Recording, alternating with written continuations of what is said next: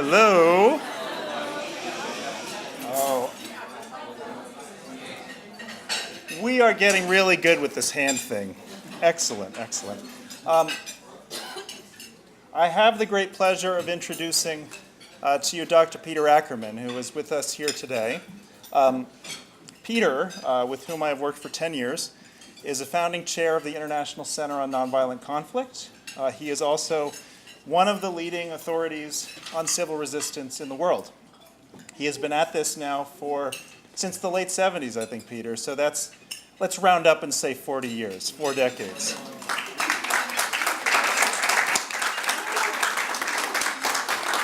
Believe me when I tell you, Peter was interested in this way before it was cool.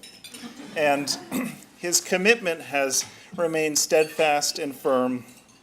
And in addition to being a content expert, I dare say Peter is also a visionary in this field. His creativity is over more initiatives, and initiative is over more projects than I can possibly name. But I'll list a few. Peter has authored 2 books, A Force More Powerful, which you'll be getting later today, and also Strategic Nonviolent Conflict, The Dynamics of People Power in the 20th Century. In addition, Peter has produced 4 different films in association with York Zimmerman. You saw one of them yesterday, the film on Egypt. In addition, A Force More Powerful, the film series. You saw the Nashville segment of that in the opening dinner. Orange Revolution on Ukraine in 2004, as well as Bringing Down a Dictator on the Otpor movement against Slobodan Milosevic. Peter has further also supported the development of a game, an interactive simulation game on civil resistance, which is on your e-classroom. And again, so many more initiatives that I could possibly name right now. We're really lucky to have him. Please welcome Peter Ackerman.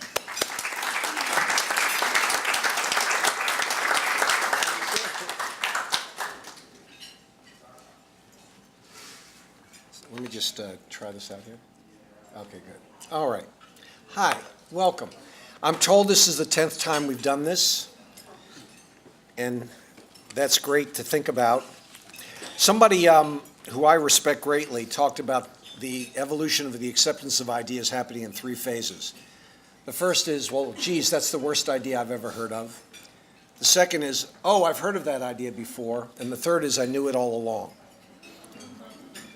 So the question is, what stage are we here now? And I think with this group, it's somewhere, if the first stage is 1 and the last stage is 3, we're probably somewhere between 2.7 and 2.9.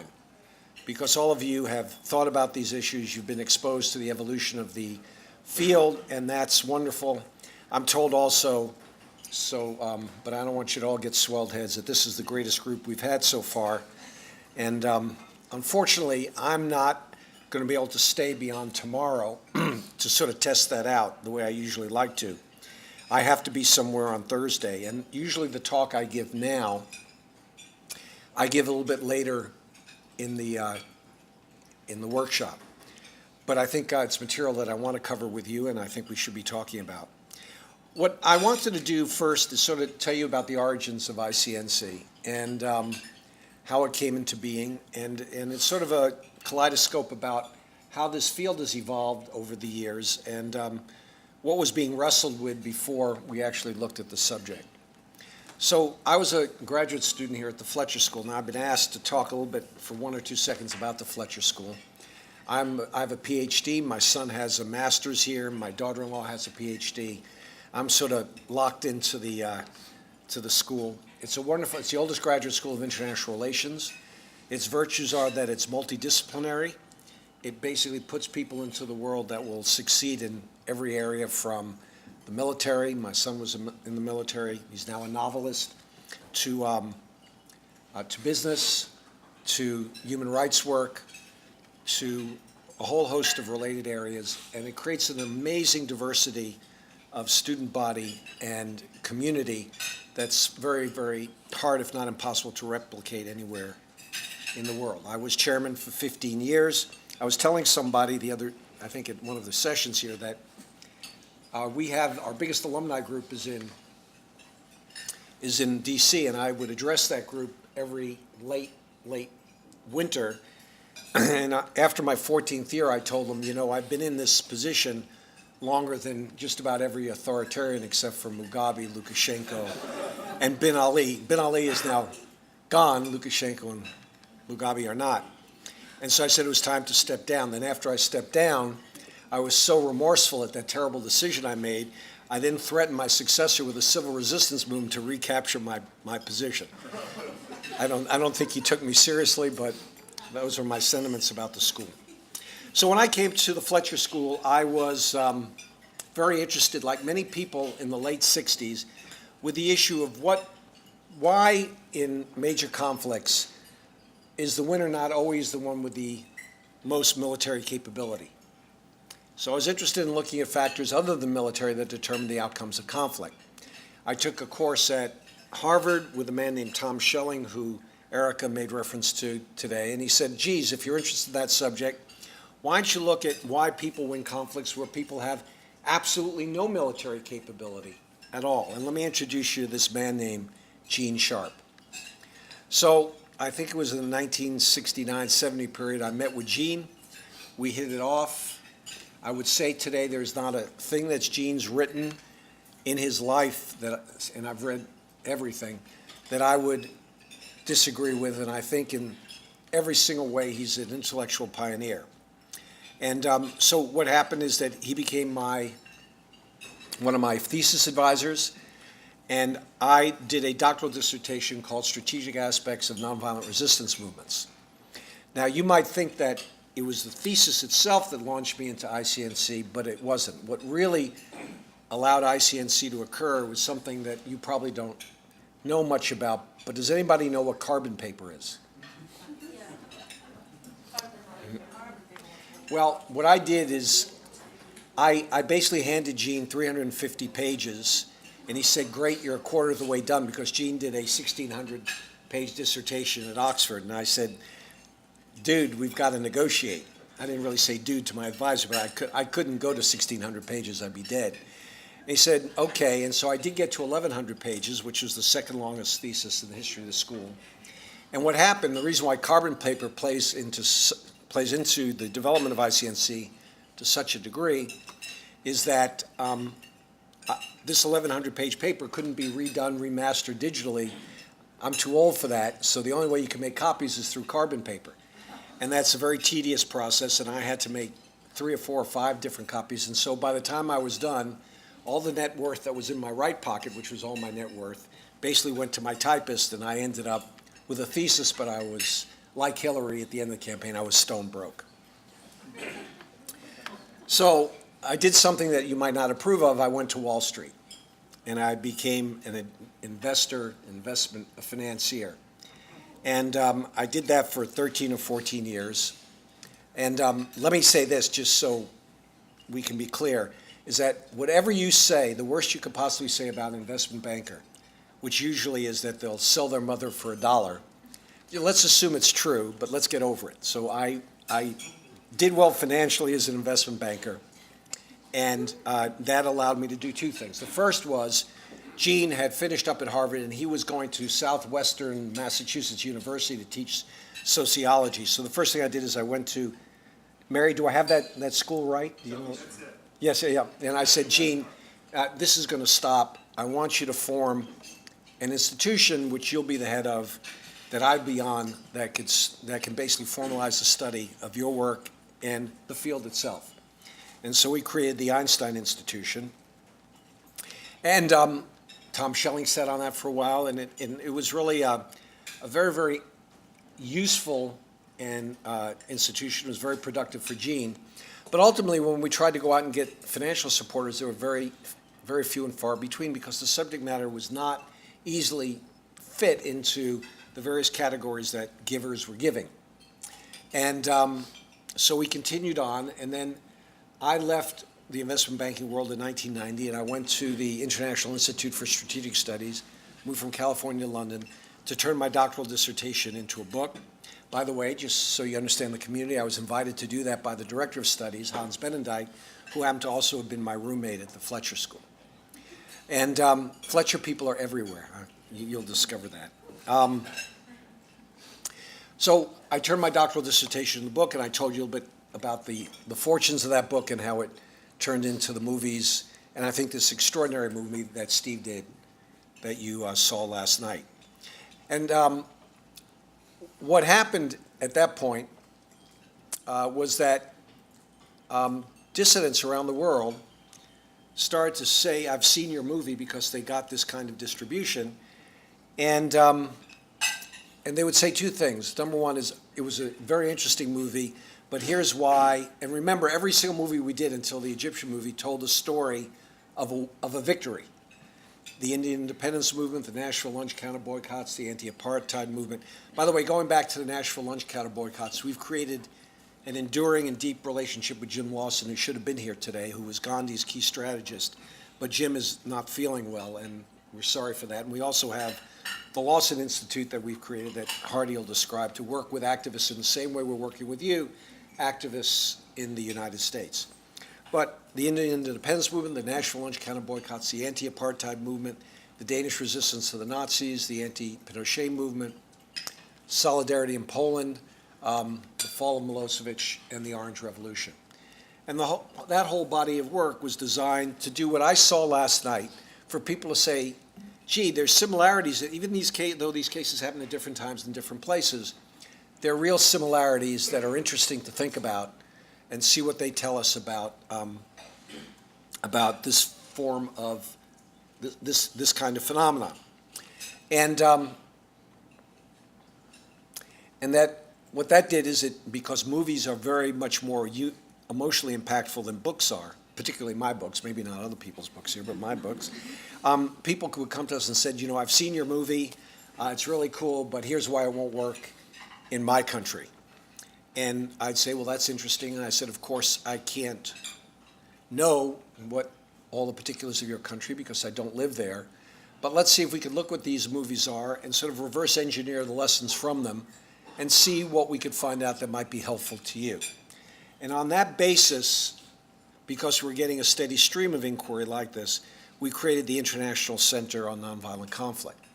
Now, this also dovetailed very much into my thesis and how I looked at the subject, which I want to describe in a minute. My doctoral dissertation had two case studies: the Indian independence movement, particularly around 1930, and the First Russian Revolution, the latter being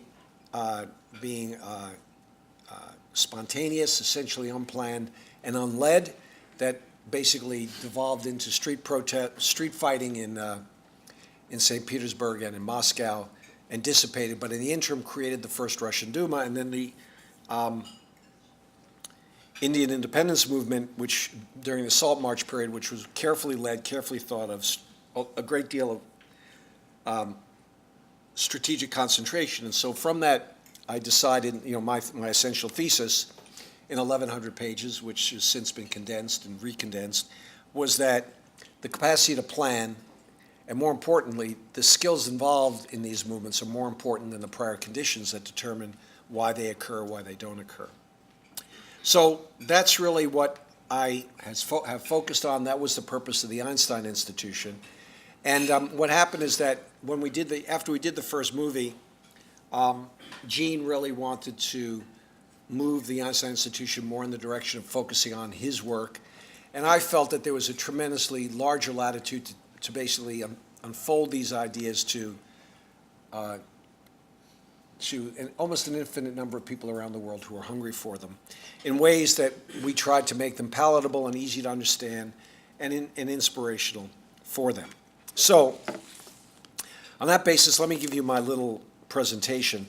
First, let me just do something that might not have been done, and maybe this is too pedantic for you because you're obviously advanced in your thoughts about this, but let me talk about the early myths I had to deal with when I was starting my interest in the subject and trying to get other people involved. For example, when I was at the IISS, which is, I think, the premier institution on strategic studies in the world, we would have these Wednesday teas. And so I went up to two people who were talking, and I said, well, what are you working on? They say, well, I'm working on the advancements in the German Air Force. And what are you working on? Well, I'm working on the threats in the Taiwan Straits. And what are you working on, Peter? Well, I'm working on the strategy of civil resistance. They go, oh, they turn around and then basically go get a scone, meaning they had no interest, or why are you here? I was here because Hans wanted me to be here. Several years later, I ended up giving a talk at the IISS on this very subject. Several years later, and many events later, that basically could only be explained by the phenomenon we're talking about now. But in the early days, in the days which I describe as somewhere between, that's the worst idea I've ever heard of, I've heard that idea before, there have been massive definitional problems. So for example, let's talk about where people get confused with ideas. So I've had to constantly explain to people there's a difference between nonviolence as a moral position and nonviolent action as a series of highly disruptive tactics that are designed to lead to defection and disruption of an existing order. I've had to describe the difference between peacemaking, negotiations, and the resolution of conflict with conflict management, which is all about what you heard today with Erica. I've had to talk about the fact that it's not just protest, but it's all kinds of disruption, which is another point that Erica made today, which I think fundamentally you would agree with and see, and she elaborated beautifully. I have to basically say these aren't spontaneous, unplannable events, but they are events that do better when they are campaigns that do better when they are planned, and particularly when people in the planning process can visually sequence tactics. I'm going to talk a little bit about this. And then I said, and then you would hear, well, this won't work, or this wouldn't happen under certain circumstances.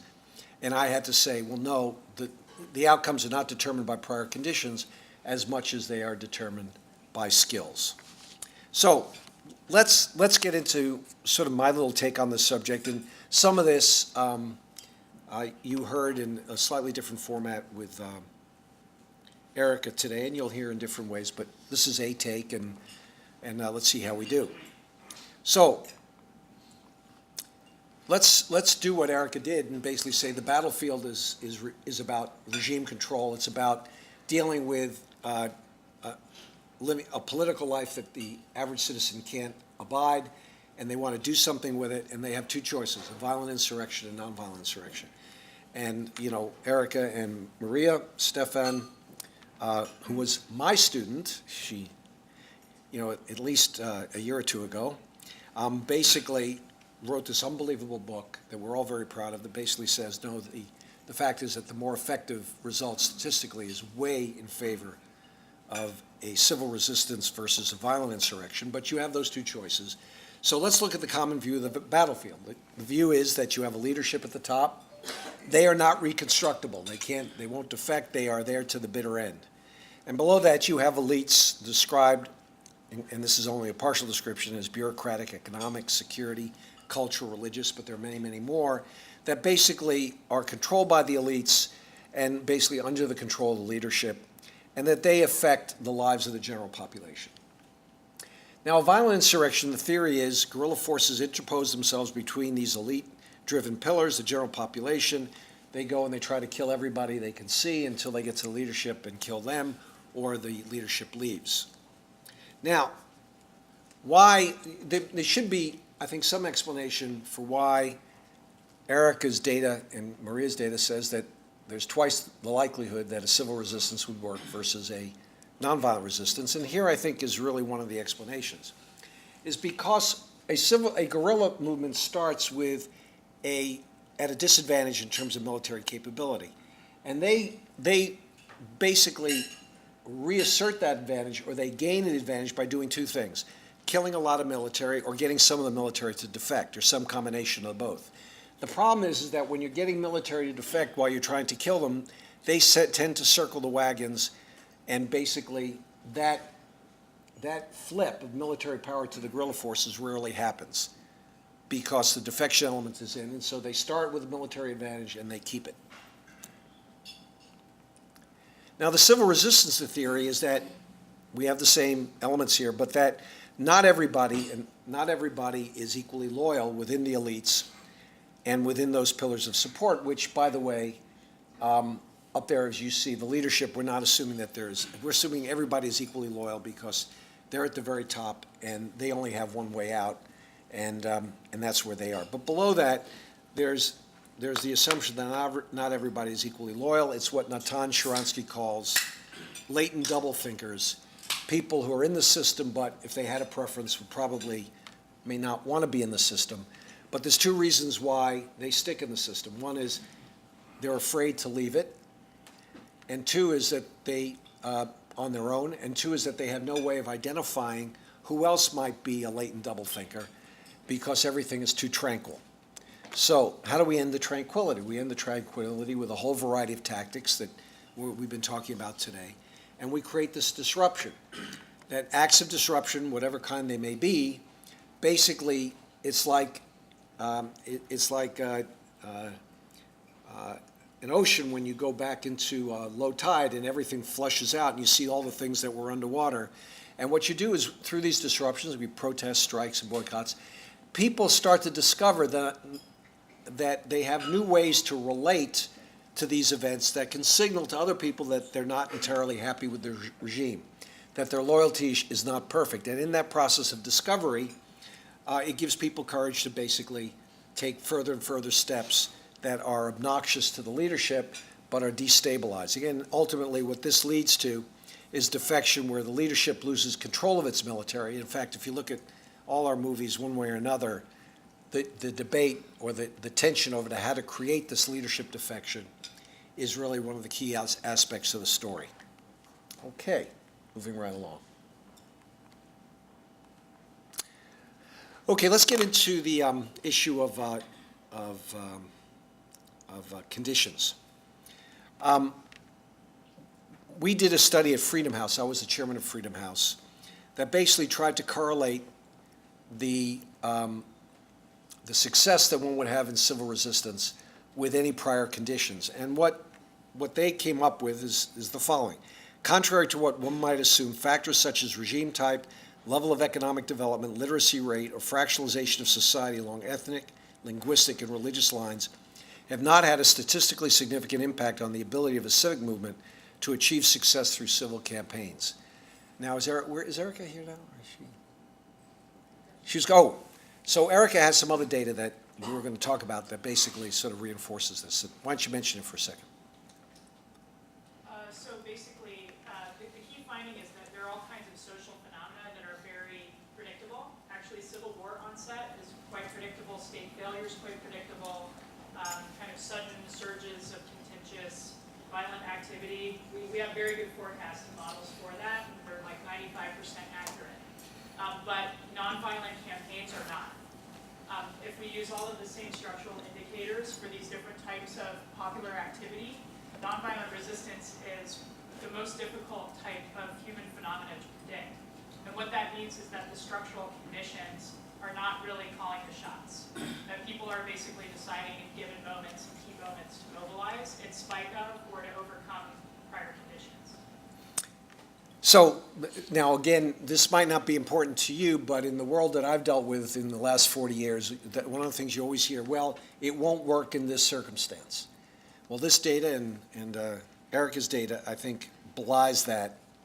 And what I'm not just saying is that there is no ability to predict the conditions. What I'm saying is that conditions themselves can be ameliorated by skills, which I want to basically elaborate on now.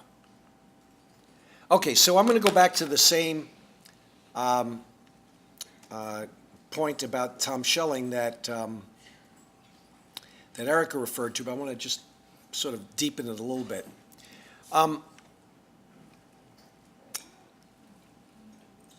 Let me just read to you the key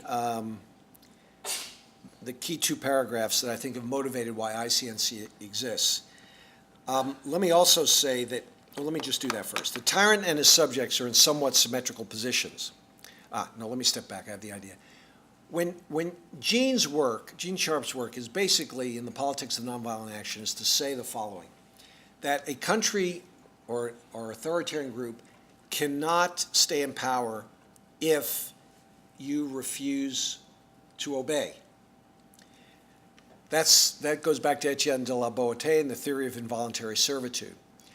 My work and the work of others took it to a different level, recognizing what you're about to read here, and that is that there's a cost to being disobeyed and there's a cost to disobeying. And it's the interaction of those costs that might determine who wins these conflicts. So let's see what he says. The tyrant and his subjects are in somewhat symmetrical positions. They can deny him most of what he wants. They can, that is, if they have the disciplined organization to refuse collaboration, and he can deny them just about everything they want. He can deny it by using the force at his command.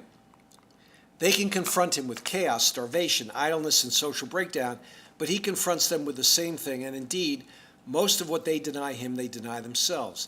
It is a bargaining situation in which either side, if adequately disciplined and organized, can deny most of what the other wants, and it remains to see who wins. Who wins is the one who's most adequately disciplined and organized. And it is never a certainty when the conflict starts. So the most adequately disciplined and organized is sort of like two words that summarize, well, what are the skills that determine the probabilities of a nonviolent resistance working, or more importantly, is what kind of skills do you need to acquire to maximize your chance of succeeding? There are no certainties in any particular case. So, and the other thing he did, which resonated with me, motivated my work, is that he's saying it's a contest. And that means a contest is interactive. So every step you take, you have to take in the context, as a contest, in the context of what you're going to do, but what you also expect the other side to do. So Erica, for example, took tactics and defined them in two ways, concentrated and dispersed, as a way of categorizing the kinds of tactics you could use and the risks associated with those tactics. I like an additional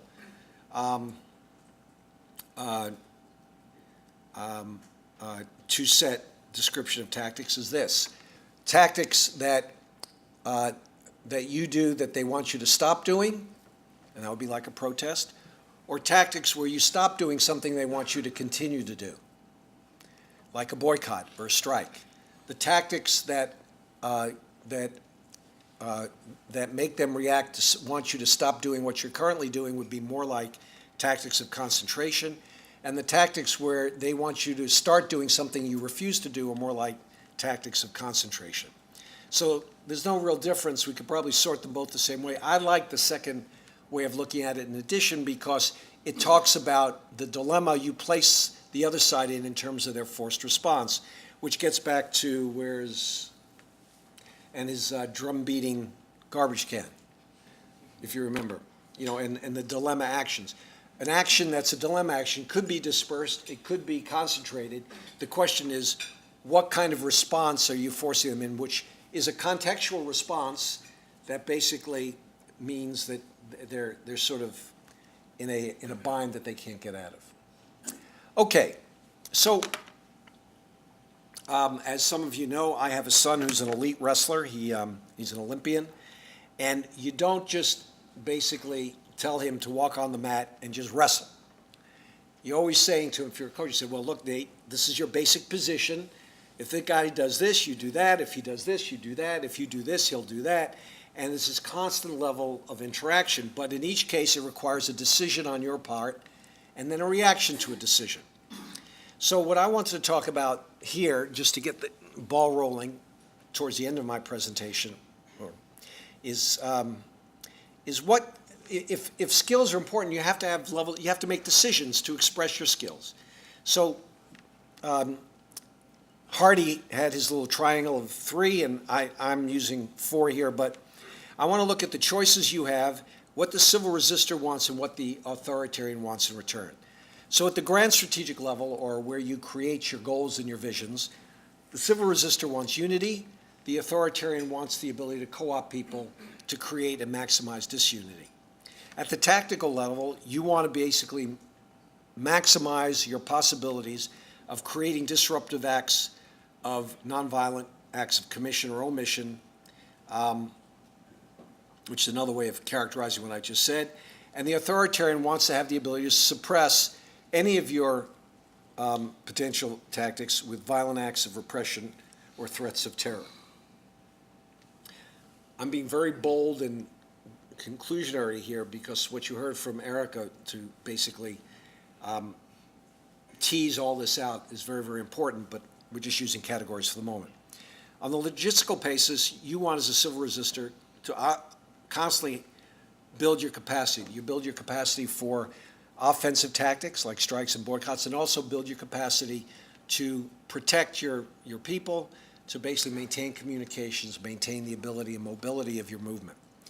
The authoritarian on the other side wants to destroy your capacity through shutdowns and now in the digital world by tracking you. Now, in the strategic level, you want to be able to have the possibility of planning. They want to put you into a reactive mode. And here, in my opinion, that tension is perhaps the most important. But what is planning? Planning is the capacity to basically say, here's a set of steps that's going to lead to a goal. So one of the key elements of planning that was slightly referred to here, but I want to emphasize what I would call sequencing. The ability to basically say, we're going to do this tomorrow. If they react, then we're going to do that. And if they react, we're going to go do that. So it's this concept of chaining a series of tactics into a strategy over a period of time that's going to be very important here. So the question is, if you're talking about skills, how do you evaluate a tactic as being good or bad? And you should have some, pretty consistent way of doing that. So let's take a look. So we have a civil resistance strategy and authoritarian strategy. Now this is, I don't want you to, this is a bit abstract, and I want you to stay with me in this, but you'll get where I'm going to here. But this is way too simplified a way of basically talking about complex conflicts, but is a way of thinking about the decisions you make. So on the vertical line, you have tactics for disruption, which is all the tactics available to you as a nonviolent resistor. And they have, on the other side, tactics for repression. Your goal is maximum defection, as we saw in the model. Their goal is obedience. Okay, so if you're a civil resistor, your strategy is, the thing you want the most, is you want to have the maximum amount of defection for the least amount of disruption. Remember what Tom Schelling said, disrupting puts a cost on the civil resistance, not just on the opponent. So you want to have, for the least amount of disruption, the most amount of defection. And if you're basically dealing with the repression on the other side, you want them to have the least amount of obedience for their best tactics of repression. So you want, if you're creating a strategy that's both offensive, defensive, you want maximum defection for the least amount of disruption and the least amount of obedience for their most potent tactics of repression, which is what Erica was talking to you about today, about how to deal with the most violent form of repression. Now, if you're the authoritarian, you almost want the exact opposite, which is for the most amount of disruption. The costliest thing that the nonviolent resistance can do to itself gives you the least amount of defection. And then over here, the least amount of repression creates the most amount of obedience. And so over time, as you define your tactics, each one walks one of these green lines or one of these orange lines. Oh, and then the last one, of course, is where you get to this point, which is called backfire, where as repression increases, not only does disobedience decrease, it basically leads to more defection. And when you're in that place, you're in a happy place if you're a civil resistor, because everything is falling apart for the authoritarian. So when you sequence over time, these tactics lead you either along the AC line or the DB line. And it leads you to more defection or more obedience. And how you're doing along that line is one way of thinking about how you structure a civil resistance movement. So here, if we have, so skillful interchange by civil resistors is disruption beats repression, you're on the AC line, and a skillful interchange by authoritarians is that repression beats disruption, and you're along this DB line. So the question is, well, okay, That's cool. We have the sequencing, we have what we do, what they do back. And then the question is, well, how do we know how we're doing? You know, you heard, for example, today been given an awful lot of information about what tends to work and what tends not to work. The problem is that the human mind can only absorb so much. So what I'm thinking of doing next, how many of you have read the book, Gene Sharp's book, From Dictatorship to Democracy? Well, not too many of you, but Gene did a brilliant book that's very, very small. It's about 100 pages, very small. It's got a great title, and it's therefore very attractive. It's been translated into probably over 20 languages. But at the end of the day, when you read it, you're not so sure about what to do next. So I discovered another discipline of acting that I wanted to share with you here and talk about what I'm thinking of doing next and get your reaction to it. There's a man named Atul Gawande who wrote a book called The Checklist Manifesto. He's a doctor, an American doctor, who basically worked in emergency wards. So people would come into emergency wards, they'd be either shot, wounded, they've had terrible accidents, and they had very complex injuries. They were life-threatening. You had to react quickly, and they come in great volume. So what he decided to do was to do a little experiment. He said, let me take all my people off-site and ask them, work with them to create a checklist. The checklist has to be between 5 and 9 items that determine, with every patient that comes in, what you should do or shouldn't do. And what he discovered with this checklist is that when they did this consistently, the number of deaths went down, the remediation of bad injuries went down dramatically. And he started to say, well, is this sort of thing been used in other areas? And he discovered it had. For example, at the end of World War II, we had our last bomber that we produced at the end of World War II was considered technologically very, very sophisticated. We took our best test pilot up, and he basically proceeded to take the plane and run it into the ground, killed himself. And people asked, well, is this a technology problem or is it a complexity problem? And so what they did is they created a checklist about how to run the airplane, again, between 5 and 9 things that you have to start with, and they discovered that there were no more crashes. It was just a question of complexity in a very, very high-pressured, life-threatening, tense environment. And we found that checklists exist in other areas. For example, when you're doing a complex construction project and there's a whole bunch of people that have to coordinate various skills, how do you bring them all together? Each has to be aware of the checklist of the other to basically bring this all to a conclusion. So I thought in my field, if you go back, in our field, if you go back to this point here, planning and reaction, what I've felt over the 40 years I've worked on this is that the biggest enemy, the biggest ally of an authoritarian is the confusion of the civil resistor. So the question is, how do we reduce the confusion? Now, we did create a game, that's true, Steve created it with me, and the first game we created basically had a 120-page manual. And what I observed was that people would rather remain under intense repression rather than actually have to read this thing. So we decided to try to do something a little bit less complex, which is now in the market. But I want to do something less complex still. So taking off on Atul Gawande's idea, I said, well, what happens if we create a very, very thin volume, sort of like a comic book in size, bendable, available in many, many languages, produced by us, so we can control the distribution, called the Checklist to End Tyranny. So when somebody comes in to see me and says, how am I doing in my conflict, I in a very Socratic way, can say 2 things. First of all, I don't live in your country, so I don't know your sociology, I don't know your politics, your economics, so don't expect specific advice in that regard. And by the way, that's the philosophy of our centers. We never give specific advice about time and place in which tactics should be used. But what I can then hand them back and say, okay, I'm going to answer the question with a question. How do you answer these 6 questions? So some of this you've already heard. So I divide the questions into status and trend. And the first one is what you've been talking about today, is has the civil resistance campaign unified around goals and leaders? The next one is about operational planning. Does the civil resistance campaign have an operational plan for victory? The next one is around nonviolent discipline. I'm going to change this to say, Has the civil resistance maximized the available the nonviolent tactics, and only the nonviolent tactics available to them? So that's sort of where we look at the status of the movement and its strength. Then we look at trend in terms of how it's doing actually in the middle of the conflict. And then that deals with civilian participation, which is the number one metric for success. Are the numbers and diversity of the participants confronting the tyrant growing? The next one, diminishing the impact of repression and backfire. Is the impact of the tyrant's repression diminishing towards backfiring? And then this is something that's is really rarely done, is defections acceleration.